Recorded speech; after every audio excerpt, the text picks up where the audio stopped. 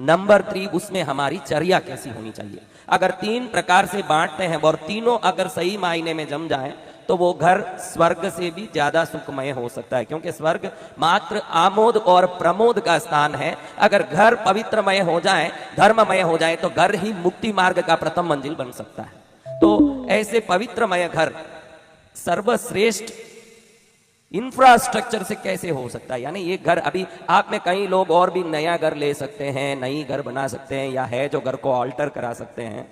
तो अब सबसे पहले हम ये देखेंगे कि घर सबसे श्रेष्ठ कैसे हो सकता है। सबसे पहले सर्वश्रेष्ठ घर वो होता है जिसकी चारों तरफ गलियां जाती हो, पूर्व में भी गली हो, पश्चिम में भी दरवाजा हो, उत्तर में भी दरवाजा हो, दक्षिण में भी दरवाजा हो। बहुत ही कम, 1 लाख में शायद कोई एक घर का 4 तरफ रोड हो, बीच में घर हो, असंभव दिखता है। लेकिन शास्त्रों में इस घर को परम सुखदायी बताया है जिसकी 4 गलियां हो, चारों तरफ गली। वैसा संभव नहीं है, लेकिन आप नया घर लेना चाहते हैं, नया घर बनाना चाहते हैं, तो कम से कम श्रेष्ठ घर वो है जिसका दरवाजा उत्तर मुखी या पूर्व मुखी हो। ये सर्वश्रेष्ठ घर है। हम घर के निर्माण व्यवस्था के बारे में अभी बात कर रहे हैं।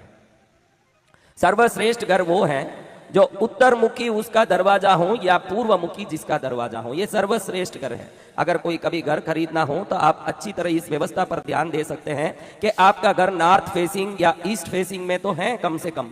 ये स्वयं में वास्तु को शुद्ध बना देता है, चाहे अंदर कितना भी दोष हो, क्योंकि ये पूरा 5.5-6 फुट के शरीर के लिए सिर ही प्रधान है।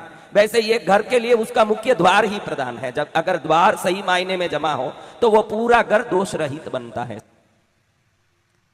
अब ये घर में ज्यादातर, जहां तक मेरी साधना का बल कहता है या वास्तु शास्त्र के अनुरूप भी देखें, कि जिन व्यक्तियों को धीरे धीरे बीपी, शुगर या हार्ट अटैक जैसे कोई भी मोटी बीमारियां आने की संभावनाएं आती रहती है, तो समझना कि ज्यादातर वो लोग अपने घर के ईशान कोण में अपना शयन कक्ष बनाए हुए हैं। जहां तक मैंने देखा है कि किसी को नॉन स्टॉप बीपी का अनकंट्रोल्ड डिसीज है या शुगर या हार्ट प्रॉब्लम है, तो ये ज्यादातर ईशान कोण में अपने कक्ष को बनाए रखते हैं। सर्वश्रेष्ठ ये है कि अगर आपको आरोग्यमय जीना है, आपके बच्चे आपके आज्ञाकारी हों, यानी आपके बच्चे आपकी आज्ञा को सुनने वाले हों, पूर्ण रूप से आप पर श्रद्धा रखने वाले हों और आपकी हर बात की घर में मान्यता होनी हो, तो जरूर आपका कमरा नैऋत्य कोने में, यानी साउथ और वेस्ट का संगम जहां होता है, दक्षिण पश्चिम का युक्ति, उस जगह जिस कमरे में अगर आप दक्षिण में सिर रख के सोते हैं, आपका सिर दक्षिण में हो।